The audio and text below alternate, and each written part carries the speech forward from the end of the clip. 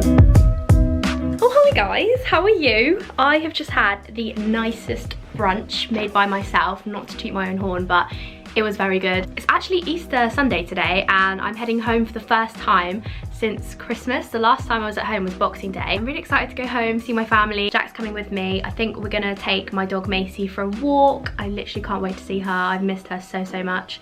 And yeah, the sun is shining, so we're gonna head to the beach. But yeah, I'm really excited to go home. I don't normally vlog non-uni stuff. I thought I'd show you what I get up to on a day off because this is the first time lockdown rules have changed in a while and things are actually happening. I'm gonna see other people, so I'm really excited. I've decided to get out the trusty dungarees today, which I hardly ever wear, but I feel like spring is the right time for dungarees. So today's the day. And I'm also gonna bring my trusty green fleece because although it is sunny, it is quite cold and I feel like on the beach especially it's going to be very windy, so I'm being prepared. And also I've noticed this pocket is perfect to store my mask.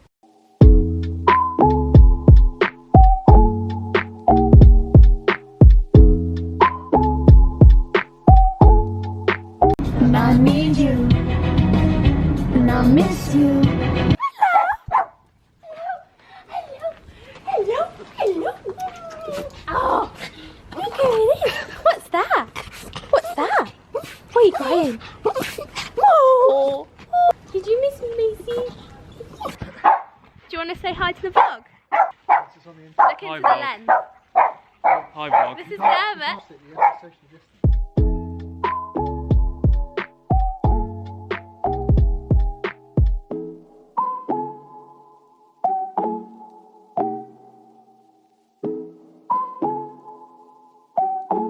Right, so we've got Macy and we are taking her for a beach walk. Jack's in charge of Macy at the moment. Yes. Mainly because she actually likes him more than she likes me. Which It's hard not to, really. which I've just gotten used to over the years, to be honest. Because Macy seems to like boys more. So obviously Jack isn't from Poole. Where are you from, Jack? Nice little place in the south of France called Nice. No, you're not. So Jack's from Hastings, which is the other side of the south coast. Yeah, Jack hasn't been home for about 6 months because it's slightly further to Hastings from Southampton. I thought you said it was because you don't like my mum. No, I love My your mum. mum. So Jack's mum, Sue, does watch some of my vlogs. So Sue, if you're watching, hello.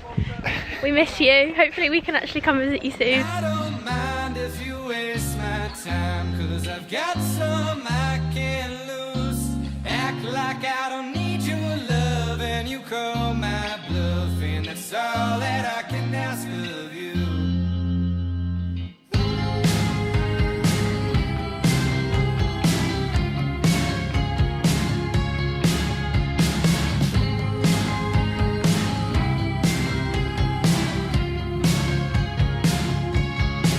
Well, I'm coming over. I thought I told her that I don't mind. Ice cream review? Honeycomb, good. White chocolate brownie, not as good. Disappointing.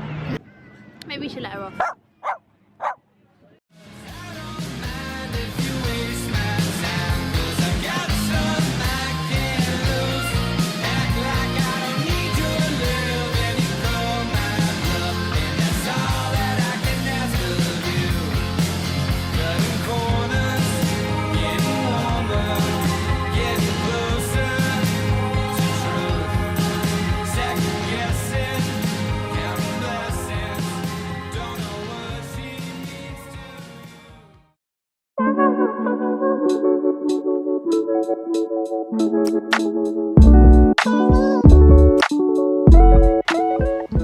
Straighten my pillows, make you think I've got my life together. Right guys, I have a confession to make. I actually forgot to keep filming when I went home the other day. We got back from the beach and I had a catch up with my parents. We had a few drinks. It was very chilled out. There was nothing interesting going on and I just forgot to get my camera out. Oh my god, is it snowing? Anyway, bad vlogging from me there. I thought it'd be good to sit down today and do a Q&A catch-up thing because I am nearly at the end of my first year of medicine now. I've got 4 weeks or 5 weeks left of lectures and then some exams and I'm finished.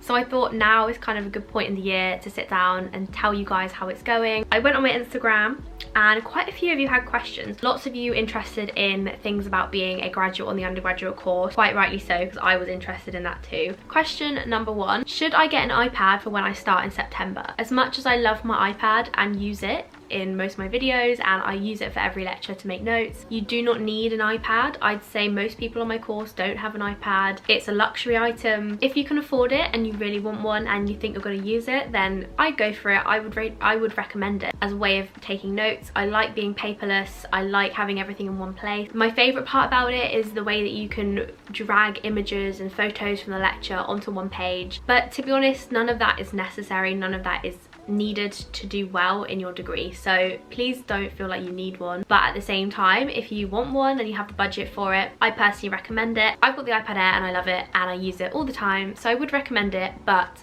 I want to emphasize that you do not need one to do well at uni. Okay, next question. Do you mind being a graduate on the undergraduate course? No, I don't mind. I think I was nervous at the start to be a graduate on the undergraduate course.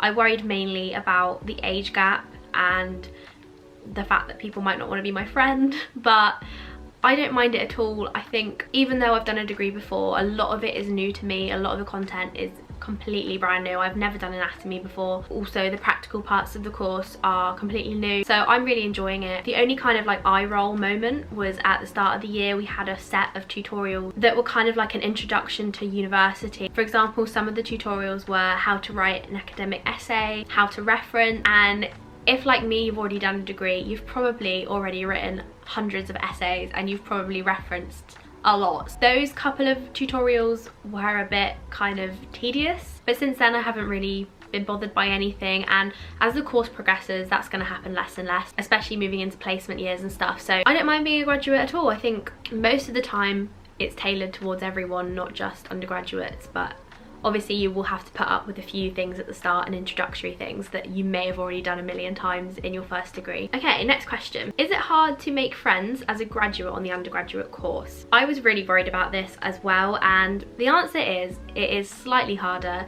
especially if you're not going to go into halls. I didn't go into halls, I've just stayed living with my boyfriend. I'm glad I'm not in halls.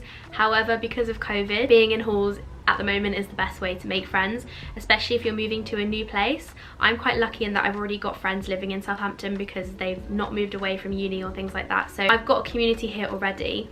If I was moving to a completely new place, I may consider either going into halls or trying to find a house of medics just so I can build up a community that way. But honestly, I have been able to make friends on the course, not as many as I would have done if we weren't in a lockdown for like 2/3 of the year. I have made friends, and I think my biggest tip would be to just put yourself out there, like slide into people's DMs if you have to and say, hi, I've noticed you're also a graduate on the course, would you like to go for a drink or for coffee? And to be honest, it doesn't even have to be the other graduates on the course, because only about 10% of my course are graduates.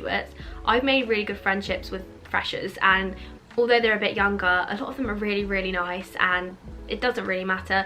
Sometimes you notice the age gap. They're all quite like excited at the start of the year to get really drunk, which is fair enough because we've all been freshers and I know exactly how that feels. But I think it's just slow and steady. You will meet people, and you have to remember that it's a 5-year course, so you might not meet everyone at the start of the first term, but over the 5 years you're going to meet everyone, and you might not find the people that you click with straight away, but you will gradually meet everyone and you'll find your people, so try not to worry. And if you are getting lonely, I think the best thing to do is join a society. I joined medics hockey. I have never played hockey in my life. I think I went to 2 training sessions, but I did go to 4 or 5 socials and I had a really good time. I met loads of other medics. Honestly, I couldn't recommend it enough, joining a society, even if you've never played the sport or done the activity before. I also find social media is such a good way to meet people at the moment with COVID. I'm not saying you need to, but my medgram Instagram account has really helped with meeting people on my course, because people have found me and messaged me and said, oh, like, hi, I think we're on the same course, and it's just a good way to find people. So joining like the medgram cringe community might be a way of meeting people. Going forward next year, you're going to find it easier to meet people because there'll be more social events at the start of the year, and yeah, hopefully life is going to be returning back to normal slightly by then, so we shall see. But please try not to worry, you will meet people and you're going to be okay. Do you feel more pressure being a graduate on the undergraduate course? The only pressure I feel is from myself, pressure I put on myself, and I think other people on the course, lecturers, people you meet, they don't they don't take into account the fact that you're a graduate. They're not putting any pressure on you. There's no divide between the graduates and the undergraduates on the course. Everybody is ranked together, so it doesn't matter. There's no pressure. The only pressure I feel is from myself. Sometimes I find myself thinking, oh, I have a degree, I shouldn't really be scraping a pass, I should be getting a high pass. Try not to be too hard on yourself. My biology degree was actually focused mainly on plants and evolution, so the little bits of biomedical sciences I did do, there is kind of some overlap. I'd say about 60 to 70% of what I'm learning is completely brand new. It's a completely different degree, it's a new course. I would treat it as a clean slate. How many hours a week do you study, / how do you balance your time? How are you coping with the workload? Something I realised when I was working full-time is that I really enjoy having my weekends. I find a good way to balance my time is to only work Monday to Friday, kind of 9 till 5, 9 till 4. I basically treat my week like a proper working week, and it's worked really well for me. I don't really work that much on the weekends. Sometimes I'll be working in the evenings. Before I was put on furlough, I was working at a pub 3 evenings a week, and that meant I had to get all my work done in the daytime before about 5 o'clock anyway, and I just got into this routine of getting up at about 9, doing my work all day, and then stopping at about 4 or 5 o'clock and going to work or chilling out. And I've carried that on even though I've been on furlough throughout the whole year. Obviously I'm only in first year, and I think I've heard that second year is a killer, so we'll see how that goes next year. But right now I honestly think Monday 9 till 5, 9 till 4 is absolutely fine and enough time to get everything done. And obviously, like, during exam periods it is more intense and you will be doing more work. For the hobbies part of that question, I find the time to do my hobbies because I am strict with myself and when I work. You might find that you want to work in the evenings and that's how you work, and I know some people on my course like working in the evenings. Just find a structure that works for you and try and stick with it and be strict with yourself. How much patient contact is there in first year? In first year at Southampton we have a GP placement every other Thursday, and we're working with a GP on Blackboard Collaborate, learning how to take history, and we do have some patient contact. I won't lie, I think I've taken histories of 2 real patients online. I've never spoken to a patient in real life yet. That's just because of COVID, but normally in normal times you would be going to a GP practice every other Thursday and taking histories of patients, so normally there's more patient contact than this in first year. Honestly, I really enjoy the GP placement. I think it's a proper highlight for me. When you're doing all the lectures, it's really easy to forget why you're doing it, and the GP placement every other week reminds me why I'm on the course and what I'm aiming towards, so it's always a highlight and I always enjoy it. How is the adjustment from working full-time to being a student again? I've adjusted pretty fine, not gonna lie. I enjoy the student life. I like the flexibility, and like I said before, I have kind of merged my working structured day into uni now, and that's worked really well for me. The only thing that has been hard is when you're at uni, you're never really finished. Even if you work hard all week and hand something in or do an exam, that's not the end. You're still working towards something. Whereas when you are working full time, most of the time once you finish the working week, you've got your weekend to just completely switch off. Whereas with uni, there's always something like in the back of your mind that you might be able to relax for now, but you're not relaxing forever. And I think when it comes to exams, it's going to be tricky having exams to revise for at the weekends when all my friends who are working have their weekends off to do what they want. So there's going to be tricky times, but overall I found the adjustment pretty easy. Fave bit of Portswood Road, well, that is a hard one because there's so many gems on Portswood Road. I think it's gonna have to be Trago Lounge. I love the versatility. If you want a nice brunch, you can go there. If you want drinks in the evening, you can go there. If you want a chilled out coffee meeting, you can go there. If you want to go on a date, you can go to Trago Lounge. Trago Lounge has everything you need, but coming in at a strong second place would be probably Jester's. Where should I live in Southampton? Highfield is the hotspot for if you want to be near campus and in a slightly nicer area. If you want to be near the fun stuff, then Portswood is probably better. To be honest, they're both next to each other. It's not a massive deal. Further away you go from Portswood, the harder it is going to be to get yourself to campus for the lectures at 9 AM. So I do think the closer to campus the better. Also, if you're doing medicine, Highfield is probably better for catching the bus to the hospital. Anywhere near the big Sainsbury's is probably going to be about right. So look for the big Sainsbury's and live within the radius of big Sainsbury's. How were your exams? Thank you for asking. My January exams didn't count to my final grade, so they were just formative exams, but they went okay. They weren't a disaster. I passed them all. I think it definitely helped me identify where I need to improve and what I need to do more of. I definitely need to stop ignoring anatomy. But yeah, they were fine. I think it was weird having them and sitting them at home. Not something I'm used to, obviously. But overall, they were okay. I struggled with motivation over Christmas and revising over Christmas, which I think a lot of people do. But yeah, they were fine. They weren't anything to worry about. When are your end of year exams? So my end of year exams are in June. I think they're the first 3 days in June. And then hopefully after that, we'll finish for first year. So we have 1 multiple choice exam or 1 best answer, 1 written exam paper and 1 anatomy practical paper.